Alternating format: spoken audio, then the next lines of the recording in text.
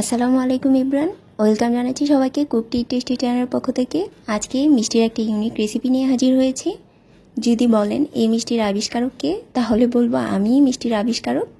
কারণ এই মিষ্টির রেসিপিটা কোনো দোকানেই খুঁজে পাবেন না, শুধুমাত্র আমার চ্যানেলেই এই মিষ্টির রেসিপিটা পাবেন। তো চলুন শুরু করা যাক। প্রথমে আমি একটা পাত্রে জাল করে ঘন করে রাখা দুধ নিয়েছি 1 কাপ। দুধটা আর ঘন করতে হবে না, শুধু একটা বলক চলে আসলে এখানে আমি দিয়ে দিব হাফ কাপ ছানা। হাফ কাপ ছানা দিয়ে এটাকে ভালোভাবে নেড়েচেড়ে বলক তুলে নিব। বলক চলে আসলে এখানে দিয়ে দিব 1/4 কাপ চিনি। এই মিষ্টির জন্য পারফেক্ট মিষ্টিটা হচ্ছে এটাই। 1/4 কাপ চিনি দিলেই এই মিষ্টিটা খেতে ভালো লাগে।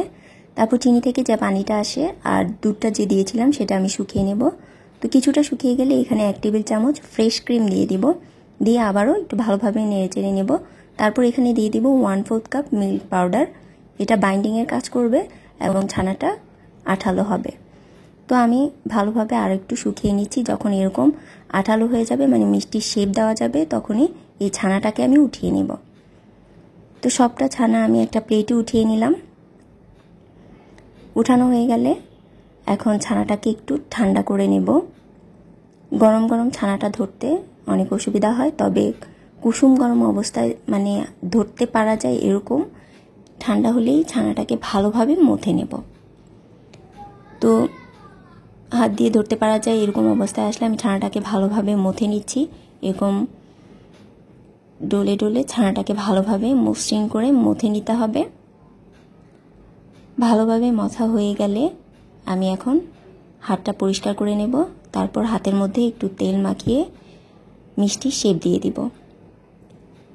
এখন যে যেরকম ইচ্ছা মিষ্টির শেপ দিয়ে নিতে পারেন, তবে আমি দুইভাবে মিষ্টির শেপটা দেখিয়ে দিব।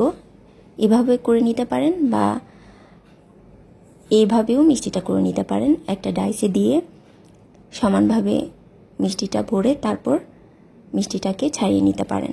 এরকম গোল শেপের করে দিতে পারেন বা এরকম লম্বা শেপ করেও দিতে পারেন। 2 আঙ্গুলের মাঝখানে চাপ দিয়ে এরকম শেপ করেও দিতে পারেন। তো আমি এভাবেই সবগুলো মিষ্টি বানিয়ে নিচ্ছি। এখানে আমার প্রায় 10 থেকে 12টার মতো মিষ্টি হয়েছে, হাফ কাপ ছানা দিয়ে আর 1 কাপ দুধ দিয়ে। তো এই মিষ্টিটা সবগুলো এভাবে শেপ করে বানিয়ে নিলাম। এই মিষ্টির কালারটা এখানে লাইটিংয়ের কারণে অনেকটা হলুদ কালার দেখা যাচ্ছে, কিন্তু এটার আসল কালার হচ্ছে এই সাদা।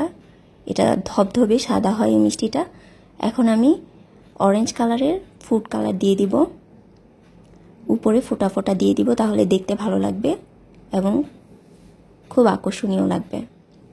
তো আমি সবগুলো মিষ্টিকে এভাবে সাজিয়ে নিচ্ছি।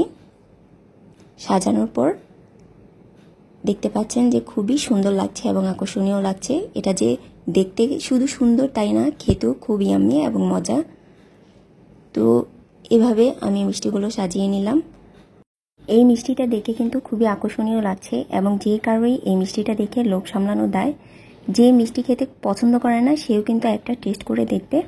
খুবই ইউনিক এবং মজার একটি মিষ্টি। তো এই মিষ্টি রেসিপি যদি পছন্দ হয়ে থাকে তাহলে অবশ্যই আমার চ্যানেলটি সাবস্ক্রাইব করে আমার পাশেই থাকবেন। তো এখন একটা মিষ্টি আমি ভেঙে দেখাচ্ছি। আমার রেসিপি ফলো করে যদি এভাবে মিষ্টিটা বানান তাহলে এরকমই পারফেক্ট একটা মিষ্টি হবে। তো আজ এই পর্যন্তই। সবাই ভালো থাকবেন। আল্লাহ হাফেজ।